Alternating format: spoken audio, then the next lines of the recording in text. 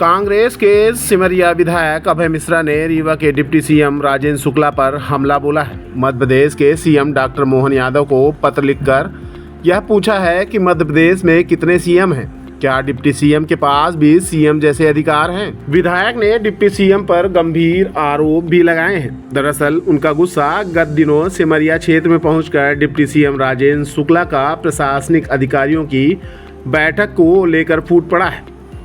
इसके अलावा जो कार्य जिला पंचायत से स्वीकृत किए गए थे उस पर भी रोक लगा दी गई है।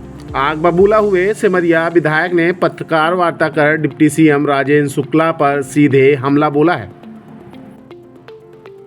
अभय मिश्रा ने सीएम को पत्र लिखकर कहा है कि क्या डिप्टी सीएम को सीएम का पावर मिला हुआ है, यह कहीं भी पहुंचकर किस नियम के तहत अधिकारियों की बैठक लेते हैं, घोषणाएं करते हैं। उन्होंने कहा कि डिप्टी सीएम को कैबिनेट मंत्री का पावर मिला है। वह अपने विभाग और जिस जिले के प्रभारी मंत्री हैं उसी जिले में बैठक ले सकते हैं। डिप्टी सीएम सभी का हक मार रहे हैं। अभय मिश्रा ने कहा कि सिमरिया के सभी काम रोक दिए गए हैं। डिप्टी सीएम छोटी छोटी हरकतें कर रहे हैं। यहाँ जितने भी पुल बन रहे हैं वह अधिक लागत के बनाए जा रहे हैं। ब्रिज कारपोरेशन डिप्टी सीएम की निजी संपत्ति बन गया है। मनमानी एस्टीमेट बनवाए जाते हैं और 100 की चीज को 200-300 गुना करके काम कराया जा रहा है। 7-8 ठेकेदारों का ग्रुप बनाकर उन्हीं को काम दिया जा रहा है। डिप्टी सीएम पर हमला करते हुए अभय मिश्रा ने कहा कि राजेंद्र शुक्ला पंडित श्रीनिवास तिवारी बनना चाहते हैं। हमारे जो डीसीएम महोदय हैं, उप मुख्यमंत्री, और शॉर्टकट में बोले तो डिप्टी चीफ मिनिस्टर, और शॉर्टकट में बोले तो डीसीएम। तो डीसीएम साहब जो है हमारे माननीय शुक्ला जी, ये मुख्यमंत्री की कार्यशैली में काम कर रहे हैं कि ये मतलब ये एक तरह से ऐसा लगता है जैसे इलाके बटे हो कि यहाँ के मुख्यमंत्री ये। तो वही मैंने मुख्यमंत्री जी को पत्र लिखा है कि आप हमको क्लियर कर दें कि प्रदेश में एक ही मुख्यमंत्री हैं कि कई मुख्यमंत्री हैं, तो मैं इनको मुख्यमंत्री मान के अनुसरण करूं। कई प्रॉब्लम्स हैं। इनका गौशाला का खेल है, गौशाला इनकी निजी है, निजी इन्होंने संस्था बना रखी है। उसमें बड़े बड़े औद्योगिक घरानों से, अल्ट्राटेक, सीमेंट घरानों, कई घरानों से इनको 20 करोड़ रुपए अनुदान मिलता है। CSR मद का फंड पूरा ये गाय सेवा के नाम पर उनसे ले लेते हैं। 40 रुपये के हिसाब से 20,000 गाँवों को 8 करोड़ वो ले लेते हैं। 25 से 30 करोड़ का कलेक्शन है हर वर्ष। वहाँ इनका ज़मीन इन्होंने जब बनाया था तब यही 50-56 एकड़ कब्जा ली थी अपने ट्रस्ट के नाम से। वही जो इन्होंने संस्था बना रखी करवा ली थी, वो तो फायर्स की अनुमति नहीं मिली, नहीं तो सैकड़ों करोड़ जाने वाली थी। तो एक तो वो है। दूसरा, आप प्रशासन पर दबाव बनाने के लिए वहाँ जा के बार बार बैठक करते हो और वहाँ अनाप शनाप बातें करते हो। फिर बंद करके कमरे में अधिकारियों को आप निर्देशित करते हो कि यहाँ 3 हैंडपम्प कैसे हो गए। अधिकारी बताते हैं कि साहब कुल 102 आए थे रीवा जिले में, मऊगंज के अलग, तो 6 में भाग दे दिया, तो 17 छक्के 102, तो 17 सिमरिया का था, तो उसमें से 3 किए हैं। तो बोले कैसे कर दिए? एक भी नहीं करना, हैंडपम्प एक भी नहीं होने देना, ट्रांसफार्मर एक भी नहीं बदलना है, रोडे एक भी जो हम मंजूर करा रहे हैं चालू नहीं होने देना है। बसामन मामा में ये देखिए आप, मैंने 4 करोड़ रुपये 3 करोड़ 97 लाख रुपए दिए हुए हैं जिला पंचायत से। जबरन की लाइन लिखवा रहे हैं कि जिला पंचायत निरस्त करती।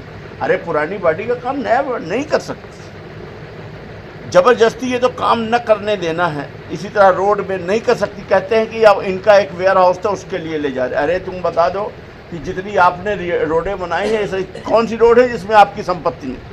आप अपना बताओ। उठपटांग चीज़, अब ये इतनी छोटी हरकत करते हैं।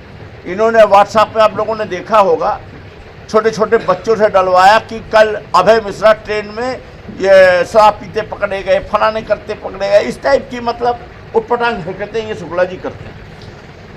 आपने व्हाट्सएप में देखा होगा। जबकि मैं 22 तारीख को मैं यहाँ भोपाल गया, उसके बाद तो मैं भोपाल ही नहीं गया, मैं बाहर ही था।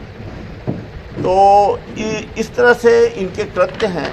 यहाँ पुल जितने बन रहे हैं, इनमें आप मानिए कि अगर 100 करोड़ का पुल है तो 150 करोड़ का एस्टीमेट। शुक्ला जी के ज़माने से, पंडित भैयालाल जी के ज़माने से, जब वो कॉन्ट्रैक्टर थे पुल के, हालांकि मतलब पहले तो वो पड़वा का व्यापार करते थे, पड़वा बेचते थे, फिर उसके बाद वो कॉन्ट्रैक्टर हो गए थे। तो जब कॉन्ट्रैक्टर हो गए थे तो उस समय पुल के वो अच्छे कॉन्ट्रैक्टर माने जाते थे। तो वही पुल में उस समय के जो अधिकारी थे वही रिटायर होते होते इनके पारिवारिक एक तरह से ब्रिज कॉर्पोरेशन इनकी निजी संस्था बन गई। उसमें ये निजी तौर पर अपना मनमानी एस्टीमेट बनवाते हैं और मनमानी एस्टीमेट बनवा करके 100 की चीज़ को 150-200 करके मोनोपोली रिंग बना करके 7-8 कॉन्ट्रैक्टरों का ग्रुप बनाए हैं। इसमें अच्छा खासा घोटाला कर रहे हैं। समदड़िया जैसा ये घोटाला, जैसे इन्होंने ज़मीन का किया वैसे ही किया। खैर आप कमाओ, हमें उससे दिक्कत नहीं है, लेकिन यहाँ के कामों को मत रोको। सेमरिया में इनका मन तड़पता है, इनको यहाँ नींद नहीं आती चैन की नींद ढूंढने ये सेमरिया जाते हैं। फिर अधिकारियों को बैठक करके उन्हें अनर्गल दबाव देते हैं। रीवा रिंग रोड में इनकी आत्मा भटक रही है। यहाँ पर पहले वाले कॉन्ट्रैक्टर को इन्होंने जीने नहीं दिया और 200 करोड़ के काम में आधा कर दिया उस बेचारे ने काम। इसके बाद उसको जबरन टर्मिनेट कराया। फिर जो बचा 100 करोड़ का काम उसका 250 का टेंडर कराया। और मैंने आप खुद सोचिए, हद देखिए। और वो इनको थोड़े पैसे से ये चूक गए। अब जो कॉन्ट्रैक्टर पाया है उसके पीछे इनकी आत्मा भटक रही कि ये कब इससे फिर टर्मिनेट हो तो मैं कमाऊँ। कुल मिला के इन्हें विकास नहीं है, ये कांकेर के जंगल के पीछे इनकी ठेकेदारी। और दूसरी चीज़, ये पंडित श्रीनिवास तिवारी बनने का प्रयास कर रहे हैं, उनकी नकल कर रहे हैं। अरे श्रीनिवास तिवारी बना नहीं जाते। श्रीनिवास तिवारी जैसे व्यक्तित्व पैदा होते हैं, ये बनाने से नहीं बनते। वो उप मुख्यमंत्री नहीं थे। तो मेरा ये कहना है, मेरी जानकारी के अनुरूप कि उप मुख्यमंत्री का पद कैबिनेट द्वारा एक दर्जा प्रदत्त है। इसको कोई अलग से कोई अधिकार नहीं है। आप कैबिनेट मंत्री हो, ये बात सही है।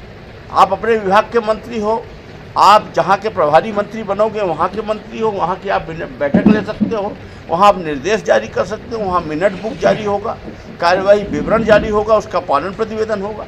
लेकिन अन्य विभाग का जिस तरह से आप बुला के यहाँ पर रीवा की जनता को चमकाए पड़े हो और अधिकारियों पर दबाव बनाए हो, चूँकि आप हो तो अधिकारियों को लगता है कहीं फंसा देंगे, कहीं ट्रांसफ़र करा देंगे, कहीं निलंबित करा देंगे। तो लोग इनके दबाव में, और इस दबाव का उपयोग ये काहे में कर रहे हैं, सेमरिया की जनता से बदला ले रहे हैं। बाकी जितने विधायक हैं साथ जीने नहीं पा रहे हैं। हम लोग विधायकों की भी आपस में बात होती है, वो बताते हैं कि यही हाल इनका हर विधानसभा में, इन्होंने आतंक बचा रखा है।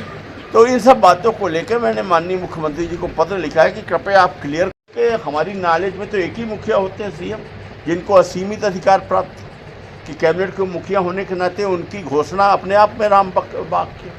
तो क्या यही पावर इनको भी है? यदि है तो बता दें, तो मैं भी अनुसरण करूँ, इनको सीएम मानने लगूँ। और अगर नहीं है, एक ही मुखिया है, तो फिर ये सब गलत हो रहा है, इसको रोको।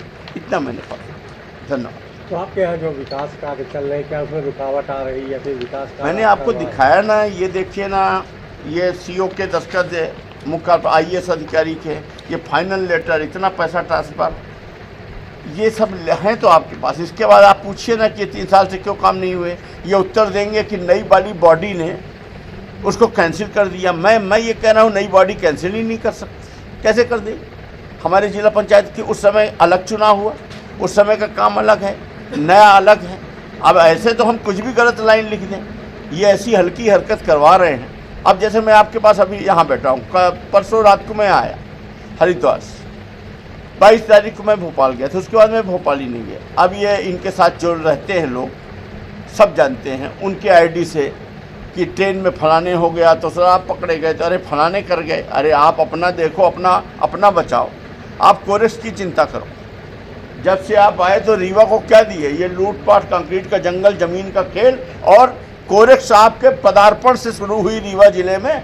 तो आज इन 20 सालों में आप जितना पनपे हो, चमक रहे हो, उतने रीवा का युवा गर्त में धंस गया है कोरेक्स। अब इसकी चिंता करें। यही सब बातें हैं, मैंने वही अपनी बात